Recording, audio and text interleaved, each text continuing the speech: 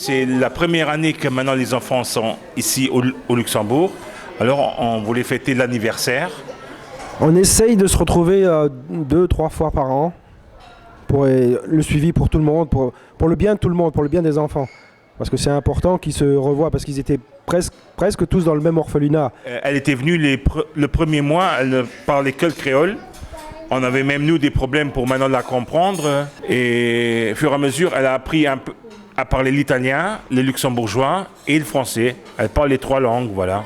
L'intégration, ça se passe très très bien. Ils vont à l'école tous les deux et ils commencent déjà à parler luxembourgeois. Ils ont bien appris le français, même très bien appris, très vite. Et le luxembourgeois, ils commencent aussi à bien apprendre. C'est une fille qui s'est très bien se débrouiller. Ils sont très satisfaits avec elle à l'école. Et puis ma fille biologique est très contente d'avoir une petite sœur. Et là, mes petits-fils aussi d'avoir une petite tante. Voilà. Ils sont arrivés ici, il faisait -10, donc c'était terrible. Ils ont été malades les premières semaines, on va dire. Hein. Donc ça a été terrible. La neige, qu'ils n'avaient jamais vue. Et puis bon, ils sont acclimatés, mais quand même relativement bien. Par exemple, quand on l'a déposée le premier jour à la crèche, elle est restée, elle n'a pas pleuré, comme maintenant beaucoup d'enfants pleurent. Elle a dit papa. Elle a l'école comme rien. C'est un changement radical parce que de 100 enfants, on passe avec 2 enfants directs. C'est vrai que ça c'est un changement, mais on s'était préparé avec l'adoption, donc au moins un an et demi à l'avance, on s'était... Mais non, quelque chose de dur, il n'y a rien eu de dur. Ça s'est fait naturellement. Et au bout de, on va dire, 4-5 semaines d'adaptation quand même, c'est comme s'ils étaient là depuis le début, quoi. Non, elle ne parle pas de son passé, mais elle reconnaît tout de suite quand il y a les infos à la télé. Elle dit tout de suite, ça c'est Haïti. Elle reconnaît tout de suite. Les premiers moments, elle avait aussi beaucoup peur dans les ascenseurs parce que ça vibrait. Alors elle ne voulait plus monter dans l'ascenseur. Sûrement à cause du tremblement de terre, je pense ça aussi.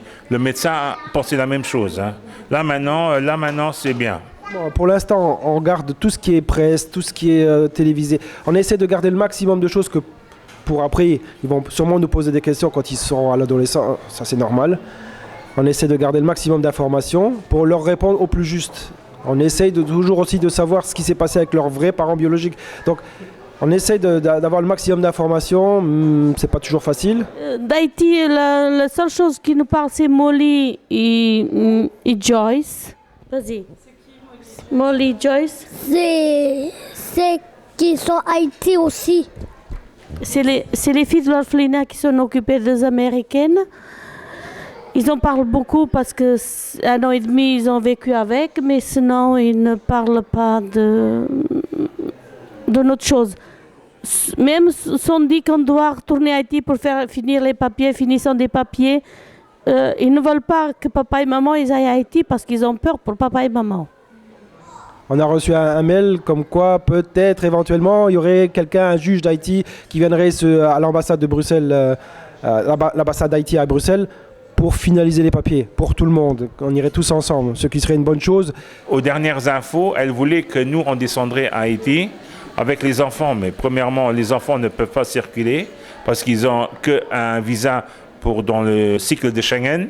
Et avec le choléra qu'il y a à Haïti, personne des 13 familles sont d'accord de quitter le territoire luxembourgeois. Hein. Ce serait vraiment plus facile d'arriver sur un territoire ou à Bruxelles ou à Paris pour que les familles et les enfants puissent se retrouver là pour signer, pour que tout soit réglé. Hein. C'est vrai qu'on aimerait beaucoup que Ronaldson et Fabien s'appellent Vandler, donc qui s'appellent avec notre nom. Ça, on aimerait beaucoup. On espère que tout ça peut s'arranger cette année pour être tranquille. Parce que c'est difficile aussi dans un cas comme si, je dis en parenthèse, il devrait nous arriver quelque chose à Martine et là à moi. L'enfant devrait retourner à la Haïti parce que comme là, il n'y a personne qui peut la prendre ou que la Croix-Rouge la reprenne en charge et la donne à une autre famille d'adoption.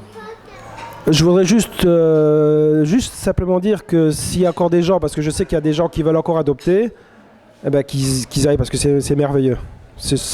Même si ça dure longtemps, même si on passe par toutes sortes d'émotions de haut en bas, c'est parfois long, pénible, mais le résultat est quand même magnifique. Et ceux qui veulent encore adopter au jour d'aujourd'hui, qu'ils aillent, qu'ils foncent, et même s'il y a beaucoup de papiers, beaucoup d'attentes surtout, mais ça vaut la peine. Franchement, ça vaut la peine, oui.